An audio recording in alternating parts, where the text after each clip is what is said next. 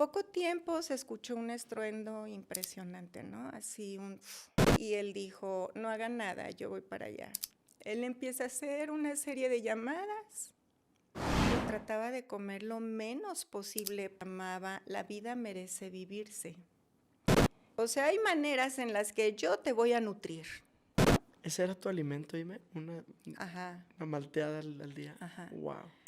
Empiezo a sentir como que me iba a un pozo así, profundo, profundo, profundo, profundo, sin fin. Me dolía. Logré tener 32 kilos.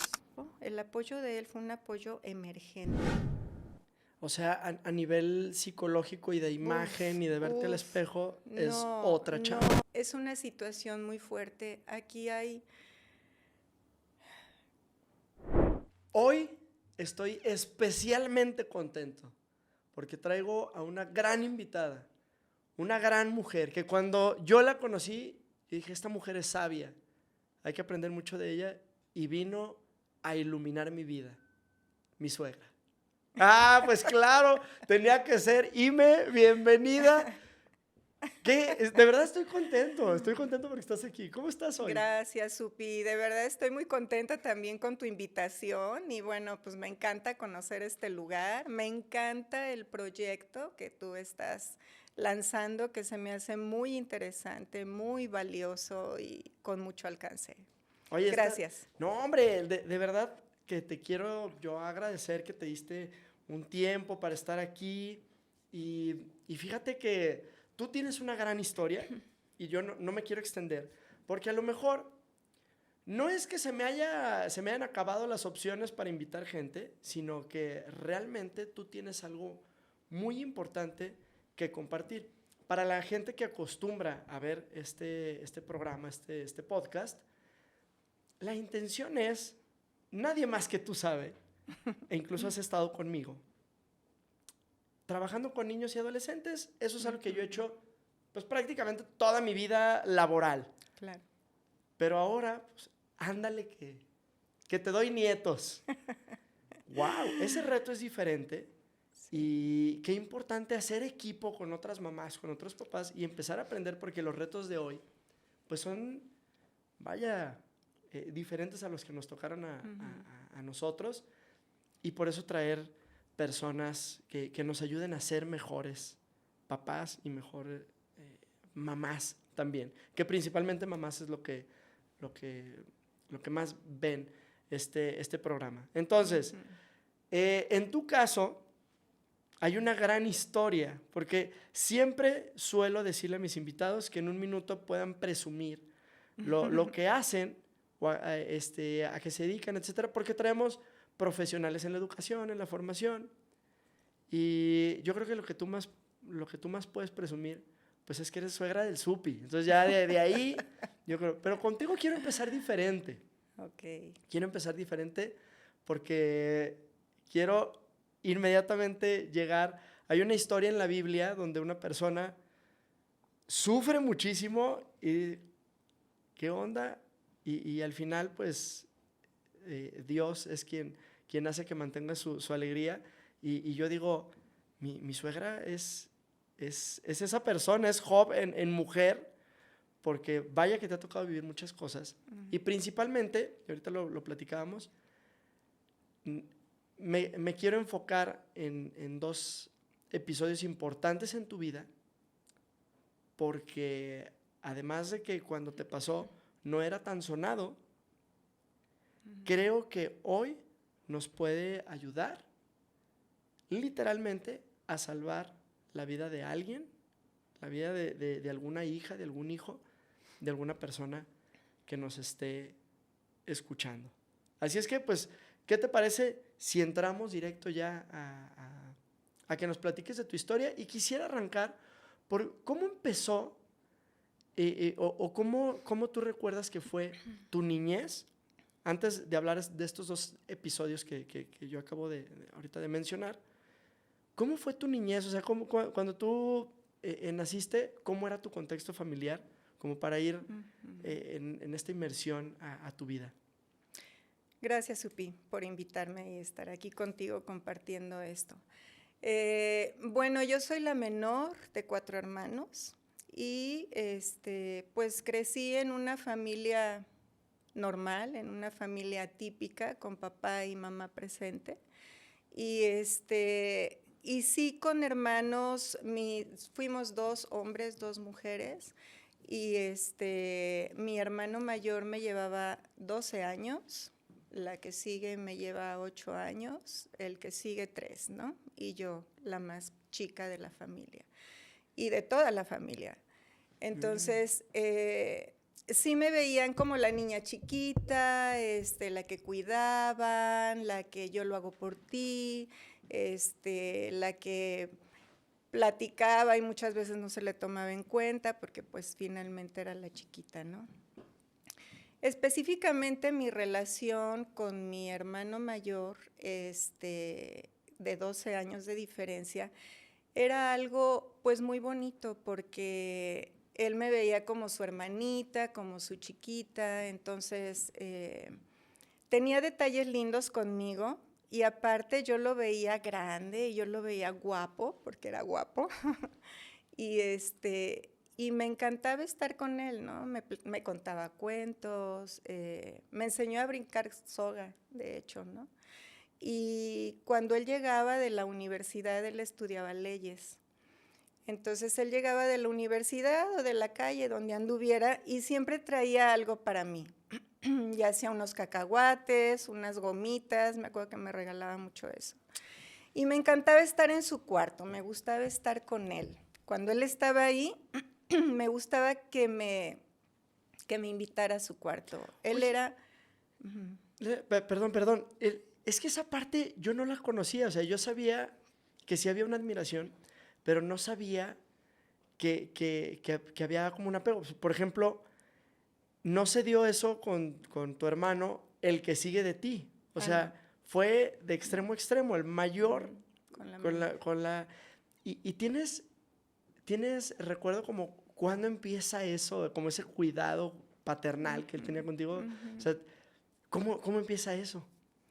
Pues yo creo que con la, pues no sé, ¿no? Con el cariño y con, pues con el tener una hermana chiquita, ¿verdad?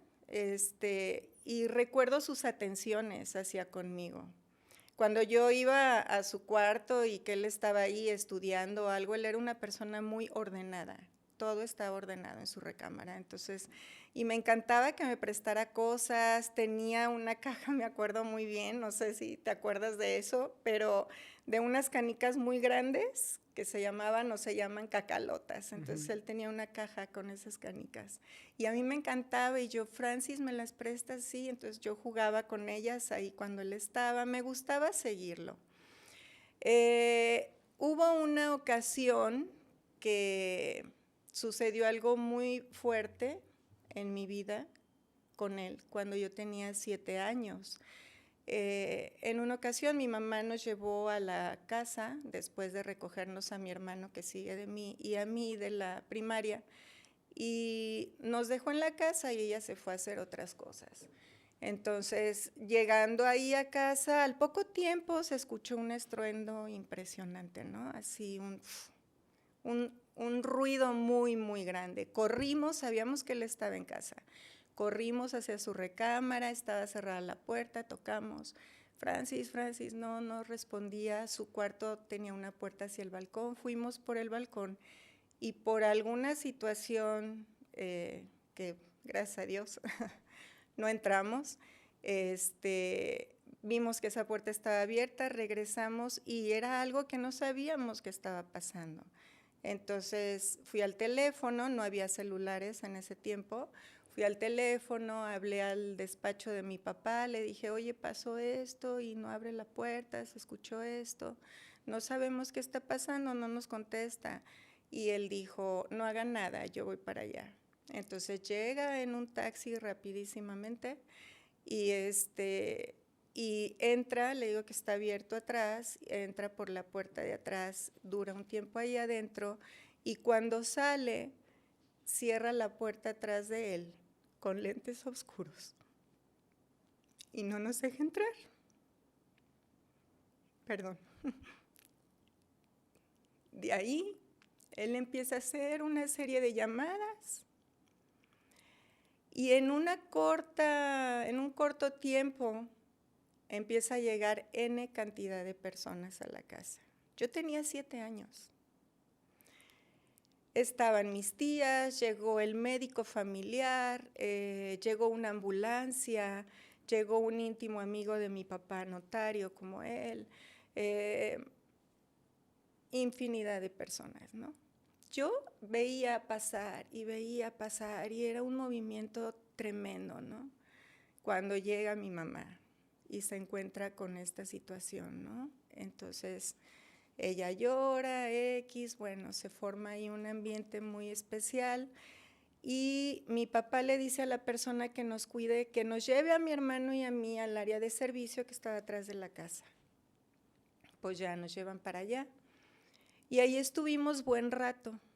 Y yo veía a lo lejos en la casa que estaba el movimiento, ¿no? Y no sabíamos y nos preguntábamos, ¿qué pasó con Francis? ¿Qué hubo? ¿Qué pasó? No teníamos idea. El caso es que llega una tía al tiempo y nos dice, se van a ir conmigo, vamos a mi casa. Ya había una maleta para nosotros y ahí vamos a casa de la tía. Llegamos ahí, nos quedamos con la persona que le ayudaba y ella se va. Duramos ahí unos días, estuvimos ahí unos días, todos conflictuados los dos, porque pues, yo no sabía qué estaba pasando, no podía discernir lo que estaba viviendo.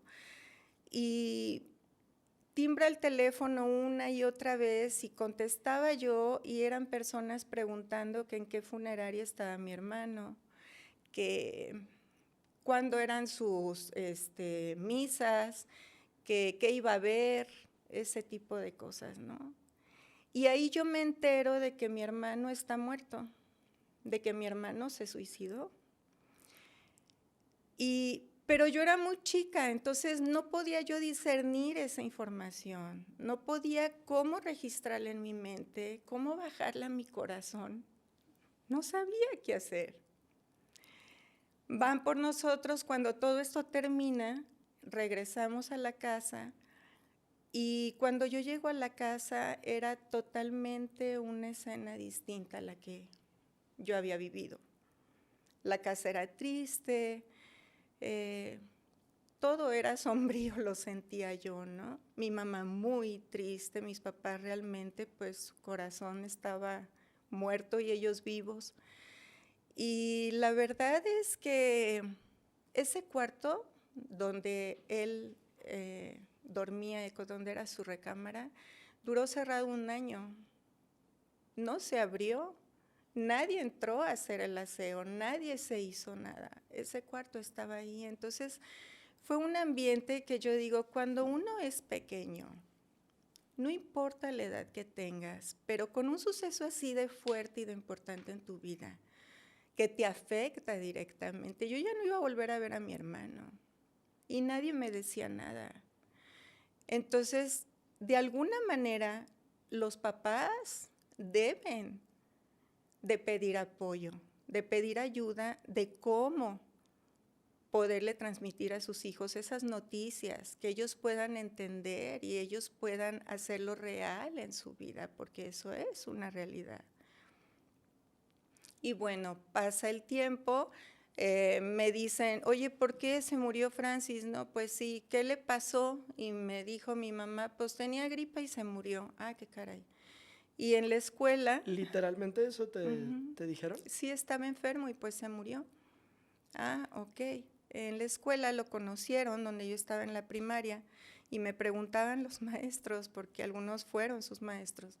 Y yo les decía, pues es que se enfermó, tenía gripa y pues se murió. Y conforme fue pasando el tiempo y los años, mi hermano era aficionado a la cacería. Los fines de semana íbamos a Chapala y él tenía una persona con quien iban a cazar, ¿no? Patos y así, pues les gustaba ese deporte. Y después la versión me la cambiaron y me dijeron, no, es que estaba limpiando una de sus armas y se le fue un tiro y por eso murió. Ah, ok, entonces ya daba yo esa versión. Cuando me preguntaban, pues yo decía lo mismo. Mis papás nunca me dijeron, no vayas a decir que tu hermano se suicidó, ¿eh? Eso no se lo platiques a nadie. Pero no necesitaron decírmelo, literalmente. De alguna manera yo entendía que eso no lo decía, que eso no lo tenía que decir, ¿no? Oye, ¿y cómo era? O sea, quiero ayudarle a entender a la gente y a las mamás. Y ahorita tú nos diste como la perspectiva o cómo lo viviste y prácticamente pues lo estás resumiendo, ¿no? Porque fue Sí. un hecho que para ti duró días e incluso para asimilar. Quiero entender, porque tú sabes que el propósito que tenemos precisamente es llegar al 0% de suicidios de niños y adolescentes. ¿Cuántos años tenía tu hermano cuando eso pasó? 19. Me Era llevaba 12 años. Era un adolescente. Ya O sea, estaba en la universidad estudiando Derecho. En el estricto sentido, apenas estaba concluyendo su adolescencia, ¿no? ¿Cómo era la relación de tu hermano con tus papás? Pues yo no conocía muy bien la relación con ellos, pero porque yo estaba chica, no me daba yo tanto cuenta de cuál era su relación con ellos. Pero algo motivó a que él tomara una mala decisión, ¿no? Y eso es importante. Tú veías, por ejemplo, que hubiera muchos pleitos, por ejemplo, de tu hermano con tu papá o con tu... O sea, había algo evidente que se estaban peleando todo el tiempo. No, en mi casa nunca hubo eso. O sea, no había gritos, no había pleitos, no había regaños. O sea, era un ambiente siempre tranquilo y pacífico. No era de que, llegara, ya llegó de malas tu papá o tu mamá está que no le hables, ¿no? No, la verdad es que no. Siempre fue un ambiente, mi mamá era una persona sumamente cordial, amable, hospitalaria, todas las reuniones eran en casa. Mi papá era serio, de profesión era notario público, era serio, pero él era una persona de casa, siempre estuvo con nosotros, viajábamos, no era muy comunicativo tampoco, ni cariñoso que lo demostrara, ¿no? Sino de otras maneras mostraba su cariño, pero proveía lo que necesitábamos, se preocupaba por nosotros, pero yo nunca vi eso. Yo puedo pensar que fue el ambiente en donde él decidió manejarse, ¿no? Posiblemente, con amistades o con personas que tal vez no eran muy convenientes para tenerla cerca. Y es que pienso, porque ahora que yo estoy en este tema, me doy cuenta que mucha gente espera ver advertencias de esto antes de que suceda. Y a mí algo que me llama la atención de esta historia que ya has compartido conmigo, pues es que él llevaba una juventud normal, o sea, era un estudiante normal, sí. Y no hubo como una depresión previa o algo que tú pudieras detectar para poder prevenir. Y algo que me asusta es que la gente espera ver que sus hijos están en depresión para hacer algo porque creen que no va a pasar. ¿Cómo tú viviste esta parte? ¿O cuál era la perspectiva de, o sea, realmente había una vida normal o si había una depresión o algo que tú dijeras, hagamos algo y no se hizo? Ajá. Yo, obvio, pues estaba chica, como te comento, pero sí escuchaba comentarios en la familia, ¿no? De que escuchas que platican una y otra cosa. Él, hasta donde yo llegué a escuchar, consumió algún tipo de droga, ¿no? Como fumar marihuana o algo así. Entonces, Sí tenía depresión, seguramente. Creo que estaban por empezar a tratar su situación, pero creo que se anticipó el que él tomara la decisión de terminar con su vida, a que pudieran hacer algo mis papás. Claro. Oye, y aquí, y justo lo habíamos platicado, lo mencionamos antes de empezar a grabar. Esto es muy fuerte, digo, tú conoces mi historia con Lisa, de hecho fue el primer episodio que grabamos. Sí. Y es evidente lo mucho que les duele a los papás y todo esto, y es lamentable, o sea, no. Pero nadie habla de cómo le va a afectar a los hermanos o al entorno familiar. Claro. ¿Cómo te llegó a afectar? Y además que lo querías mucho y que tenías una relación, Sí. ¿cómo, Y que no lo volví a ver. ¿cómo te llegó a afectar eso? Pues mira, pasaron los años y yo seguía haciendo mi vida escolar y con amigas y con amigos y todo esto, ¿no? Pero vecinos y llevábamos una buena relación.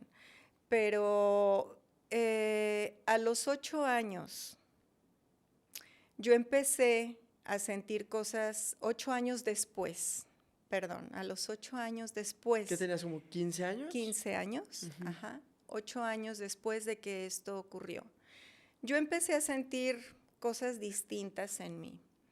Empecé a compararme con las personas. Empecé a compararme con mis amigas. O sea, wow, mi amiga se ve mejor que yo. Mi amiga, ay, se ve muy bien y creo que a mí no me está quedando tan bien la ropa. Creo que estoy subiendo de peso. Entonces, mi papá siempre nos animó a que hiciéramos ejercicio, siempre. Desde chicos, hacíamos algo extraescolar, bien sea clases de inglés, bien sea algo de arte, sea música, sea baile, pero siempre teníamos actividades que nos ocupaban la tarde. Entonces, pues hacíamos ejercicio. Yo empecé a sentirme que estaba subiendo de peso, ¿no? Y en la adolescencia, pues te quieres ver bien, conoces chavos, tienes tus amigos, empiezan las fiestas, ¿no? Entonces, ay, fulanita cumple 15 años y todas andábamos en eso, ¿no? Entonces, no, pues yo me estoy sintiendo que no me veo como ellas. O empezaba a ver la televisión, porque no había redes, empezaba a ver la televisión y veía artistas y veía modelos y veía personajes y yo me trataba de comparar y jamás iba a llegar a esos estándares de belleza. O sea, yo decía, no, es que yo no me siento bien, yo necesito hacer ejercicio para verme bien y sentirme bien. Entonces me meto al gimnasio, que bueno, sí iba porque nos fomentaban mucho hacer ejercicio. Me meto al gimnasio y empiezo a tomar rutinas extremas, ¿no? Muchas horas. Tenía un entrenador conmigo, ¿no? Entonces, le dedicaba muchísimo, me metía al sauna, pedí que me dieran como un plan de alimentación para poder estar delgada y verme bien. Entonces, me empiezan a dar el plan de alimentación, pero yo empiezo a sentir que, obvio, pues mi músculo empieza a crecer y ya no me gusta, porque empecé a sentir que crecía en volumen, que estaba engordando. Entonces dije, no, esto no está bien, ¿no? Porque yo me estoy sintiendo gorda. Y ahí fue, Supi, donde yo empezó mi experiencia con la anorexia nerviosa. Así fui diagnosticada. De ahí yo empecé a tomar el control, según yo, de mis alimentos y de mis rutinas. Entonces, mucho ejercicio, poco alimento, disminuía mis porciones, mi cantidad de comida, disminuía mis comidas, o sea, no hacía las 3 comidas del día, no cenaba o no comía. Y mi mamá, ¿qué pasa, no? O sea, ¿qué pasa? Pues vente y esto, y mira, hice, ¿no? Mi mamá era una súper cocinera, era una chef. Y de verdad hacía para eventos y todo esto, entonces ella cocinaba delicioso, la casa siempre olía riquísimo a pan y a todo, ¿no? Y siempre había gente visitándola, muy linda. Y pues, y vente, hice esto, preparé esto para ti, prueba, ta, ta, ta. Y yo no, o sea, yo empecé a sentir que tenía que tomar control en esto. Empecé a dejar de comer, me empecé a hidratar menos y poco a poco mi músculo pues se fue reduciendo, mi cuerpo se fue reduciendo. Y bueno, la anorexia no solamente afecta el cuerpo, la anorexia afecta la mente y las emociones. Es un trastorno alimentario que no solamente es bajar de peso. Junto con eso vienen muchas otras cosas. Yo entraba en depresión. Llegó el punto en el que yo ya no podía ir al gimnasio. O sea, ya no quería salir de mi casa. Aparte me empecé a debilitar. Entonces yo ya no tenía fuerza para eso. Empecé a sentirme mal porque ya no quería salir con mis amigos y con mis amigas, me buscaban. Y yo no me sentía bien, porque se distorsionó también mi percepción hacia mí misma. Yo me veía ante un espejo como una persona gorda, como una persona obesa y lloraba por eso. Lloraba porque yo veía que tenía lonjas, o sea, Cuando en realidad estabas cuando en súper delgada. realidad tenía el peso más bajo que lo que yo debía de pesar. Entonces, pero yo me sentía así y yo me comparaba con alguien más y yo me veía siempre más gorda, más grande que con quien estaba. Y me daba pena, no quería que me vieran porque era gorda.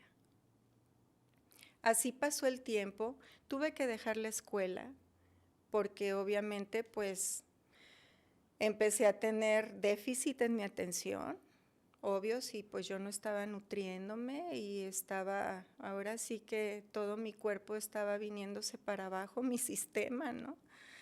Entonces, pues yo sufría mareos, qué sé yo, todo lo que trae la desnutrición, ¿no?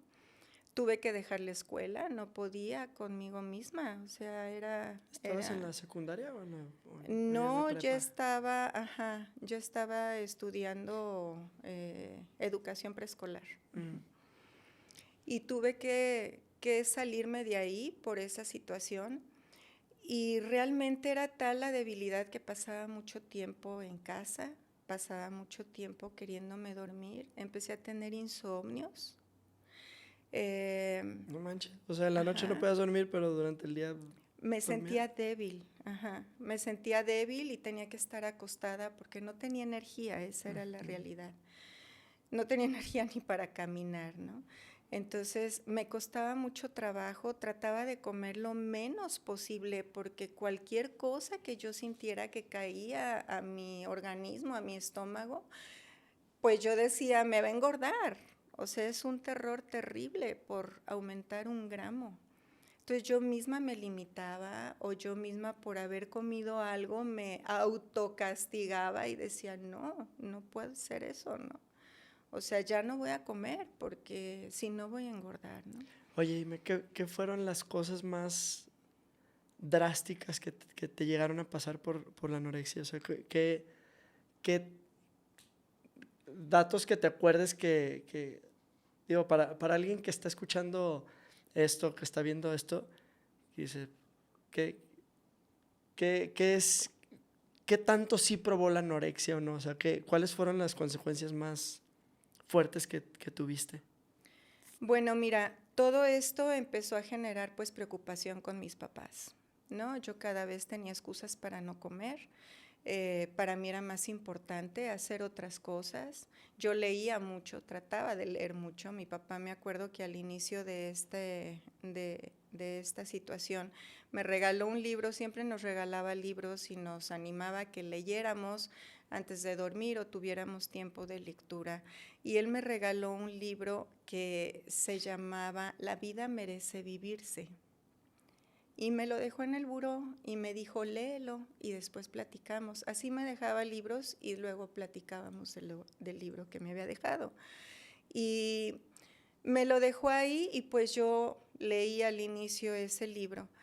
Y bueno, noté que mis papás, era obvio, estaban preocupados porque yo no comía. Mi hermana estaba preocupada porque yo no comía. Mi hermana en ese tiempo estaba en la universidad y ella estaba estudiando la carrera de psicología. En mi familia hay muchas personas que son profesionales en lo emocional. Y ella estaba estudiando psicología en ese tiempo. Y ella tuvo en una ocasión una conferencia con un psiquiatra en la universidad, en donde se trató el tema de anorexia nerviosa. Mi hermana no conocía. Es que esta situación, o sea, este trastorno no se conocía. Realmente, yo creo que, si no es que nadie, muy pocas personas conocían este trastorno alimentario. Ella lo escucha de esta persona y se lo dice a mis papás. Oye, hubo una conferencia con un psiquiatra y ella se acercó al psiquiatra y le dijo, mi hermana tiene eso. Eso que tú acabas de exponer, mi hermana lo tiene. Y dime cómo puedo ayudarla, ¿no? Mi hermana estaba muy preocupada por mí. Éramos muy cercanas, ella y yo. Y tienen una cita con mis papás. Mi hermana lleva a este médico a la casa a entrevistarse con mis papás. Platican la situación y yo me doy cuenta, porque yo estaba en mi recámara y me doy cuenta que él va y mi hermana me platicó que era una persona que podía ayudarme y todo esto, pero yo no oía eso, yo estaba inmersa en mi situación y yo quería seguir en lo mismo, ¿no? Y yo tenía que adelgazar y no me importaba y mis huesos estaban forrados en piel nada más y yo quería seguir con esto, ¿no? Entonces, él les expone a mis papás la situación que yo estoy viviendo, les da el diagnóstico que yo tengo y les dice que puede tratarme. Y mi papá le dice a él, pues la pongo en tus manos, nomás te pido que no se muera. Pues hablan conmigo, me animan a que empiece a ir a hablar con él, que él me va a ayudar. Y empiezo a ir a su consultorio, mi hermana me llevaba, ya muy preocupada por mi situación, me llevaba y el psiquiatra me empieza a confrontar con lo que yo estoy viviendo. Situaciones en mi cuerpo que empezaron a ocurrir, como que el cabello se me puso áspero por la falta de hidratación, se me caían las cejas. Mi piel era como si yo hubiera ido a la playa, se descamaba, o sea, se descamaba. Yo podía ponerme crema y la crema no se absorbía, o sea, la crema quedaba como untada, pero no la absorbía mi piel. Entonces, era algo que pues mi piel estaba mal, se estaba secando, yo me estaba secando. Entonces él empieza a confrontarme con eso, ¿no? Y en una de mis citas, él me dijo, ¿tú te das cuenta que te estás suicidando? ¿Sí sabes? ¿Sí sabes que te estás suicidando? Y yo le dije, claro que no, eso no es cierto. Claro que no, claro que sí. Tú estás haciendo todo esto y poco a poco estás terminando con tu vida. Eso es lo que estás haciendo. Tú misma estás provocando irte al suicidio. Pues me estuvo tratando, me dijo, mira, me lo dijo así de claro, tus papás te pusieron en mis manos y a mí me dijeron que no se muera. Y de los pacientes que yo he visto con este trastorno, ninguno se me ha muerto. Y tú no vas a ser la primera. Tú y yo vamos a hacer un trato. Tú vas a comer lo que yo te diga día con día, y vamos viendo cómo vas. Pero si tú no cumples con eso, yo te voy a internar en un hospital para nutrirte, porque no te vas a morir. Yo no lo voy a permitir. Yo te voy a nutrir y ese es mi trabajo. Entonces le dije, no, yo no me quiero internar, yo no te pueden poner una sonda si tú no quieres comer. O sea, hay maneras en las que yo te voy a nutrir, ¿no? Entonces le dije, no, yo no quiero eso, tú dime qué hacemos. Y ok, yo lo hago, yo no quiero ir a un hospital, yo no quiero que me nutran de esa manera, ok. Puedo empezar a comer, está bien, lo hacemos.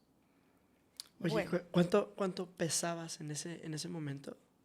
Porque ese fue el peor momento. No. Cuando te empezó a tratar, ¿fue el punto más bajo o no? No, todavía no. No manches. No. Me empezó a tratar y le dije, ok, yo voy a comer algo de lo que tú me dices, pero yo ya no podía comer, o sea, mi estómago ya no resistía, ¿no? O sea, estaba... O sea, tú empiezas a comer y, o sea, no me generaba bienestar, o sea, wow. no, pues es que dejó de funcionar, ¿no? Entonces, él me dijo, mira, vas a tomar un suplemento alimenticio. Te vas a tomar una malteada al día. Tú tómate una malteada al día. No manches. Y ahí la vamos llevando. No manches. Pero te la tienes que tomar. Como quieras, con popote, a cucharadas, tomada, como tú quieras. Pero una al día. Tienes que cumplir eso. ¿Ese era tu alimento, Ime? Una malteada al día. Ajá. Wow. Pero cumples. Si no lo estás cumpliendo, yo me voy a dar cuenta. Yo cada vez que llegaba a terapia con él me pesaba, entrando me pesaba. Me dijo, y yo me voy a dar cuenta de eso. Y si tú no estás cumpliendo con eso, entonces yo te voy a internar. Y para mí era así como internarme, no, por favor, sí lo voy a hacer. Total, entramos en ese acuerdo y pues empecé a tomar la malteada. A veces me generaba algo que no me la terminaba completa o me hacía medio guaje para no hacerlo, X. La indicación para mi familia por parte del pseudopsiquiatra era, ella ya no puede estar sola. Ella ya no se puede quedar sola en su casa, ni puede ir sola a ningún lado, ¿no? Siempre tiene que haber alguien con ella. Entonces, pues siempre había alguien conmigo en casa. Wow. Pues así estuvimos mareándola con la malteada, ¿no? Y yo llegaba a mi terapia y él me decía, ok, veo que te pusiste crema, ¿verdad? ¿Te encremaste antes de venir a la consulta? Pero mira, no se te absorbe. O sea, tu piel no tiene esa capacidad de poderse hidratar. Necesita agua. O sea, ese tipo de cosas él me descubría, ¿no? Que yo decía, ay, me voy a poner así para que me vea bien, ¿no? Que parezca que sí me eché la malteada. Ajá, que sí me eché la malteada y que voy bien aquí con el acuerdo, ¿no? O, ay, me ponía acá y sí, veo que te pusiste chapas, pero sigues estando muy pálida. No manches. Uh-huh. O sea, él todo me lo confrontaba y me lo hacía ver. O sea, a mí no me engañas, ¿no? Y total, llega un día, Supi, en el que yo estaba en casa, estaba en la recámara de mi mamá, mi hermana Adri estaba ahí conmigo y ella estaba abajo en la cocina. Yo estaba arriba, estaba sola en la recámara de mi mamá y me acosté. Intentaba leer, pues leía 3 veces y pues no entendía, ¿verdad? Nada. Y total que traté de dormirme, ¿no? Porque mi debilidad era demasiada, de verdad. Trato de dormirme y estoy un tiempo así y de pronto empiezo a sentir como que me iba a un pozo así profundo, profundo, profundo, profundo, sin fin. Abro los ojos, pero no veo nada. No veo nada. Y yo estaba consciente que mis ojos estaban abiertos. Y me empecé a asustar porque empecé como a pensar en mi vida, ¿haz de cuenta? y sentía que algo me jalaba y que no podía salir. Esa sensación comencé a tener yo acostada en la cama de mi mamá. Y quería despertar, pues estaba despierta. Yo me daba cuenta que mis ojos estaban abiertos, sin embargo no veía nada. Quería salir de eso y no podía. No podía. Quería gritar. Literalmente sentí que me estaba muriendo. Sentí que me estaba muriendo. Y en ese momento yo decía, no quiero esto, no quiero. Y quería gritarle a mi hermana y no podía. Y quería ver y no veía. Y yo decía, es que no quiero esto, no quiero lo que me está pasando, no me quiero morir. En eso pasa un momento y puedo gritar, ¿no? Y le hablo a mi hermana. Y me paro de la cama y me asomo hacia la parte de abajo, era como doble altura, y en el piso de arriba era como un balcón. Entonces me asomo y le grito, ¿no? Adri, tráeme mi malteada, ¿no? Entonces me dice, sí, ahorita te la preparo. Y yo, no, tráeme mi malteada. O sea, estaba yo desesperada. Y yo pensaba y decía, que pueda hacerlo, no me quiero morir, no me quiero morir. Me la prepara, incluso se molesta y me dice, ay, oye, aguanta, ¿no? Espérate, o sea, pues ahí voy, ¿verdad? Pero ella no entendía lo que yo Claro, no, estaba ajá. sintiendo, o sea, era como me estoy muriendo, hoy me estoy muriendo, ¿no? Llega y me lo da, y cuando sube conmigo, le digo, llévame con mi doctor, quiero hablar con él, llévame al consultorio, necesito verlo. Y le llama por teléfono y le dice que sí me recibe. Pues me lleva. Y cuando yo entro, esperamos un rato, estaba ocupado, y yo estaba ansiosa y me decía, ¿cómo estás? Y yo no podía ni hablar. Cuando entramos a su consultorio, me dice, ¿qué pasó? No era día que yo iba a ir con él. Dice, ¿qué pasó? ¿Qué te trae por aquí? Intérname, por favor. Vengo a pedirte que me internes. ¿Por qué? ¿Qué pasó? Porque no me quiero morir. O sea, ya me di cuenta que no me quiero morir. Quiero que me ayudes.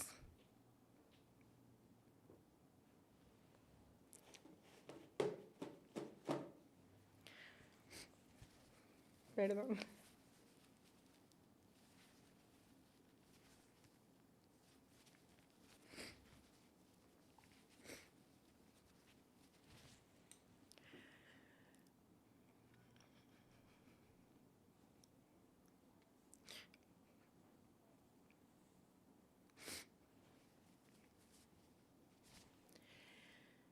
Y le dije, estoy dispuesta a hacer lo que tú me pidas, pero ahorita intérname, llévame a un hospital.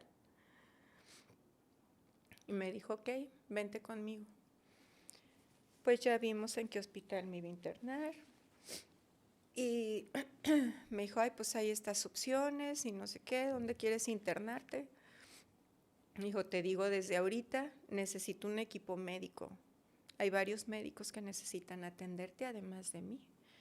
O sea, hay muchos que tienen que estar conmigo en esto. Tú dime, puedo internarte en este. Tú dime dónde quieres estar para nutrirte. Ya le dije en qué hospital quería estar. Era cerca de mi casa y pues yo quería estar ahí.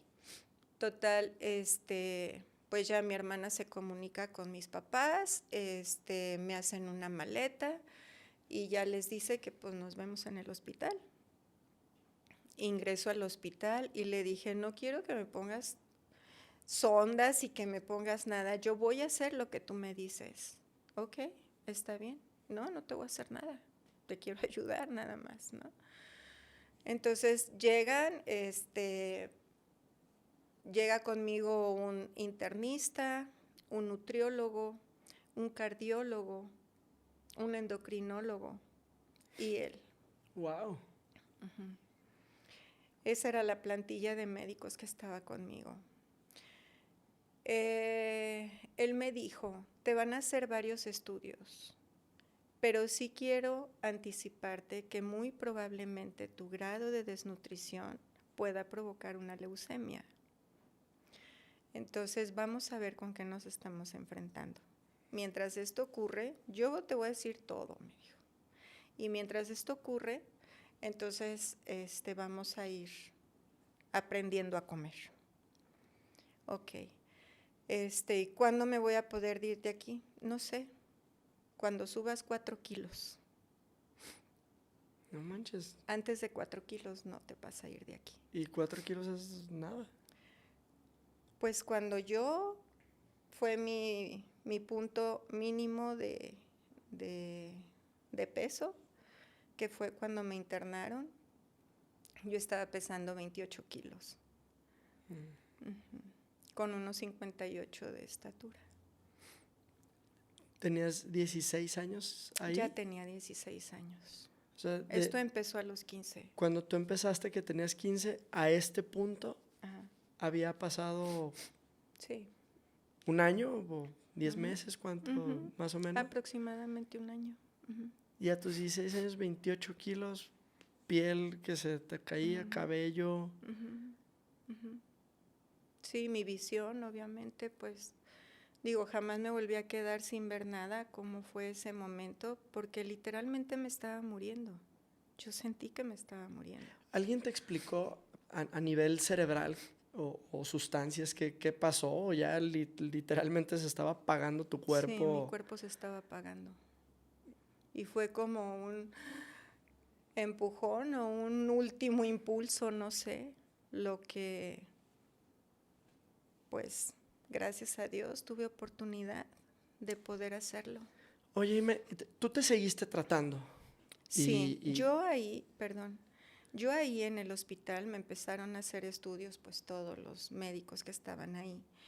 Yo recuerdo que no me podían sacar sangre, que no salía sangre. Oh, claro. Y cuando finalmente salió era como un agua de Jamaica. Cuando llevaron los exámenes de laboratorio a mi habitación del hospital y la enfermera los dejó ahí, yo agarré el sobre y lo leí, y con letras grandes atravesadas en la hoja decía inanición. Lo recuerdo. Mi psiquiatra me seguía viendo ahí en el hospital. Pues yo todo el tiempo estaba atendida por médicos y estudios. Empecé a comer, a aprender a comer. Empecé con líquidos, como ya lo había empezado con la malteada dichosa, y con papillas y con dieta blanca. Wow. Para que mi estómago pudiera empezar a trabajar. Me dolía. Todo mi sistema empezara a trabajar. Yo estuve ahí unos días hasta que logré tener 32 kilos. Él me dijo que con 4 kilos yo podía irme de mi casa, a mi casa. Súper poquito. Entonces, pues los tuve. Y pues tuve su apoyo ahí también todo el tiempo. El apoyo de él fue un apoyo emergente, tal cual como se lo pidieron mis papás que no se muera. Él fue el apoyo que me dio. Y ya después continué pocas veces, seguí yendo con él un tiempo, porque la recuperación es otro tema. O sea, yo me estaba enfrentando con aumento de peso. O sea, a nivel psicológico y de imagen y de verte al espejo, es otra chamba. No. Yo sentía que me tenían en engorda, como un puerco. O sea, que me tenían literalmente en engorda. O sea, era un conflicto con mis emociones y con mi sentir. De decir, es que yo no quiero estar gorda.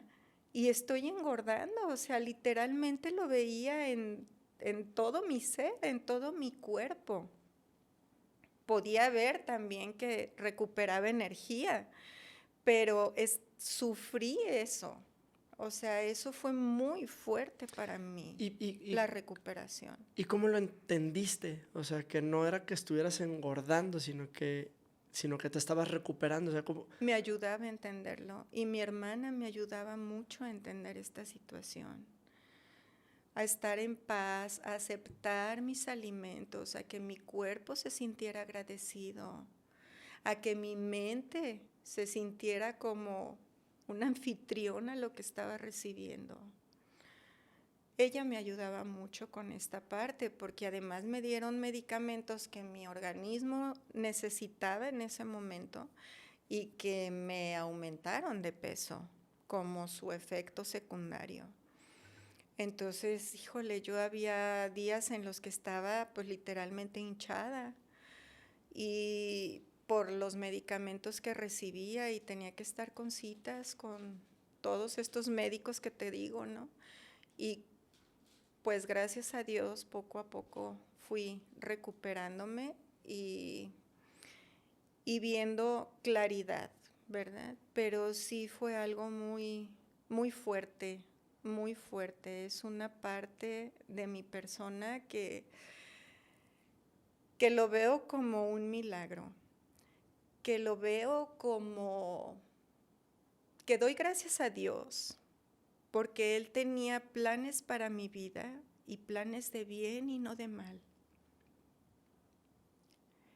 Y ahora me regaló con esto, doy gracias a mi esposo, porque en ese tiempo él era mi novio y aguantó un piano conmigo, porque mis emociones y mis actitudes eran terribles, cambiantes, de enojo, de no querer ver, de nada, ¿no?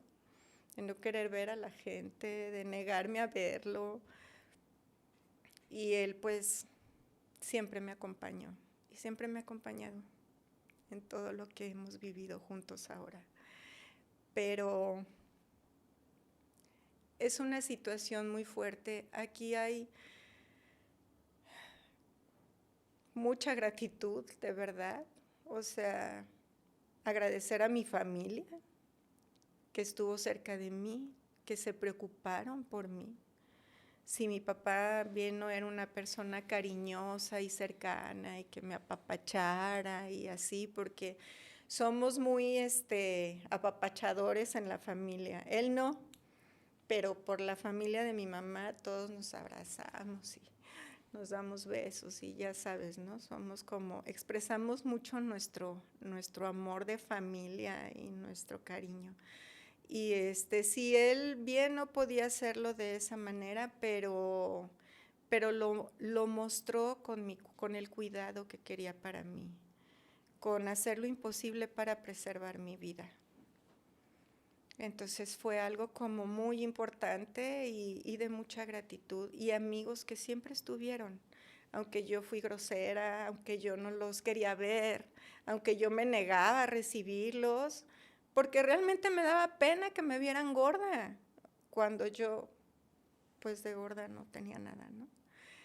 Pero también para ellos fue muy, muy difícil entenderlo porque no se conocía este trastorno en esa época.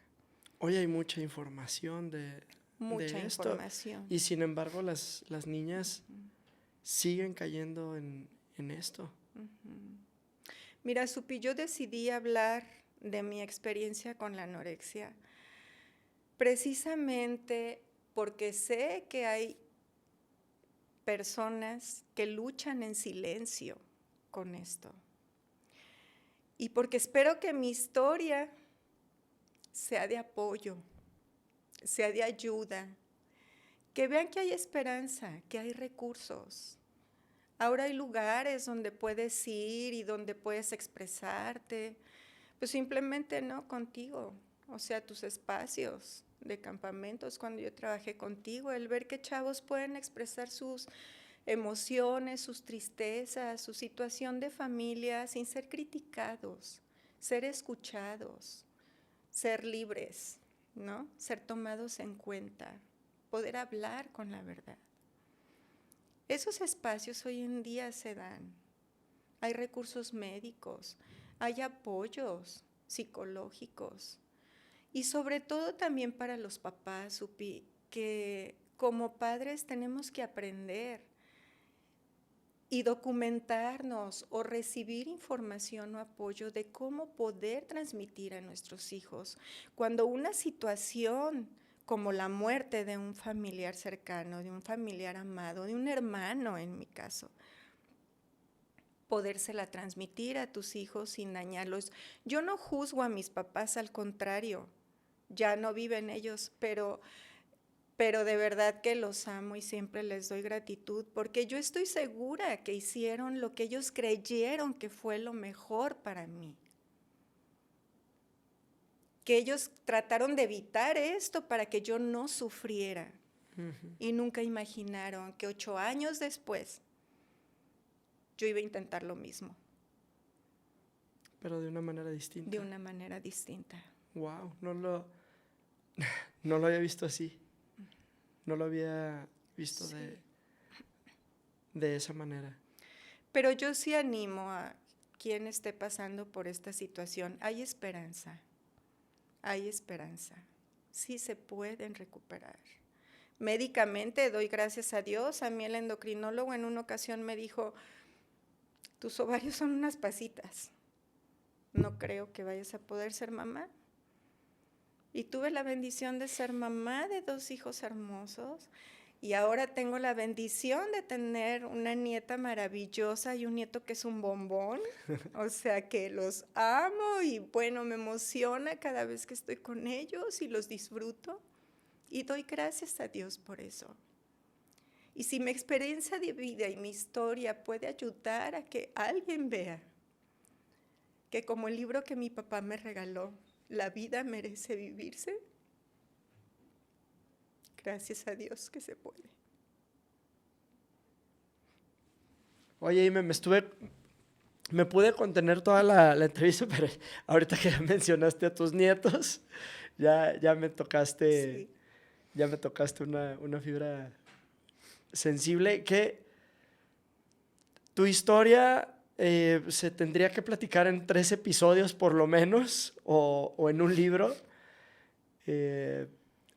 Has vivido cosas muy retadoras, eres una sobreviviente y a mí me da mucho orgullo porque hay veces que por problemitas ya estamos creyendo que nos está pasando lo peor y escuchar historias como la tuya porque incluso has vivido más cosas.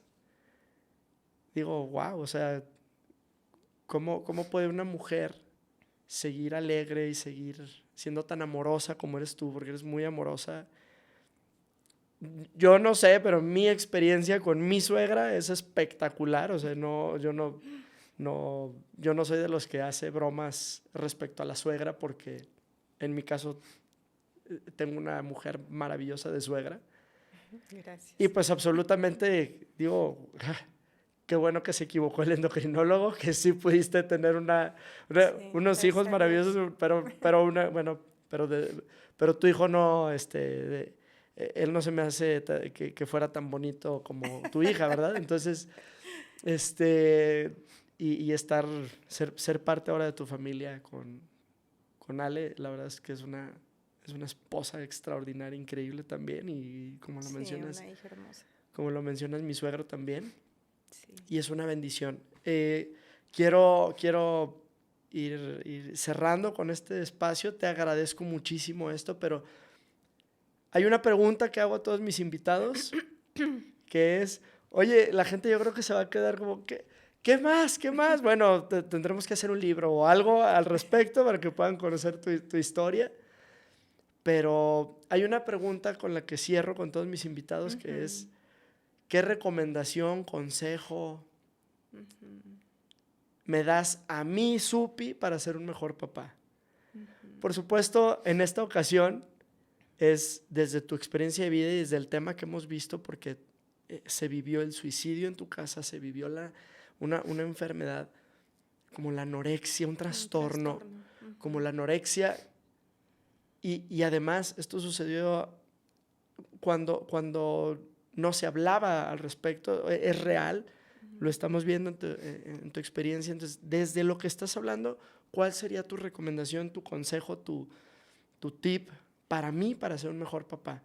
Y si en el camino ese tip le sirve a alguna persona que lo vea y esté escuchando esto, pues eso va a ser una bendición extra.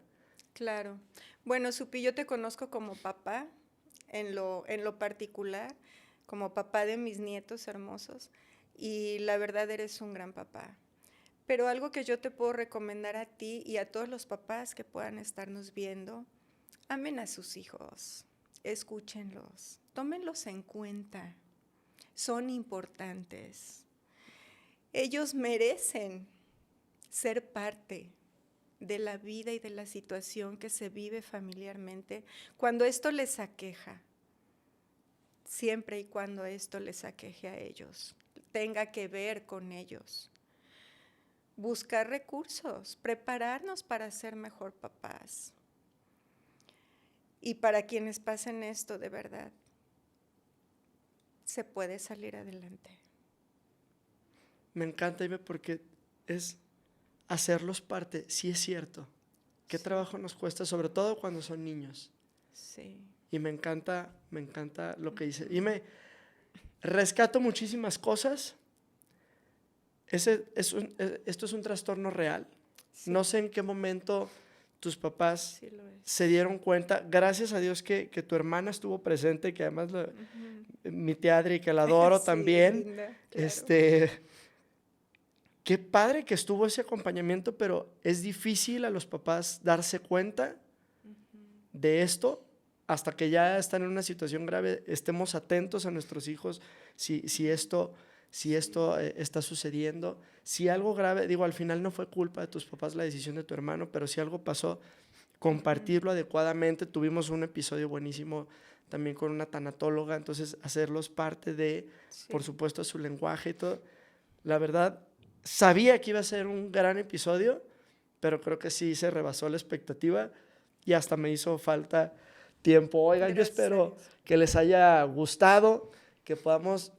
Yo rescaté eso, pero seguramente de esta historia tú estás rescatando más y me encantaría que incluso lo compartieras para que otras personas lo leyeran. Si tú detectaste algún otro aprendizaje, ponlo por ahí, escríbelo para que le funcione a más gente y al final tú y yo y con cada persona como hoy me lo está haciendo con nosotros podamos hacer equipo y llevar una mejor paternidad y maternidad. Yo soy Supi.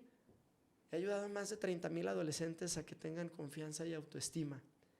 Y me encantaría que si yo puedo aportar en tu casa, tener la bendición de hacerlo y acompañar a tu hija o a tu hijo adolescente. Ime, muchas gracias. Gracias, ¿Quieres cerrar con algo que quieras agregar? Pues nada más, con todo el cariño que puedo transmitir esto y de verdad, pues... muestren el amor y el cariño a sus hijos. No pasa nada con un abrazo, con un beso, con un te amo. Eso siempre va a quedar en ellos. Eso vale oro, más que cualquier herencia. Muchísimas gracias por tu tiempo. Eres una extraordinaria mujer y gracias por abrir tu corazón con nosotros. Gracias, Supi. Gracias.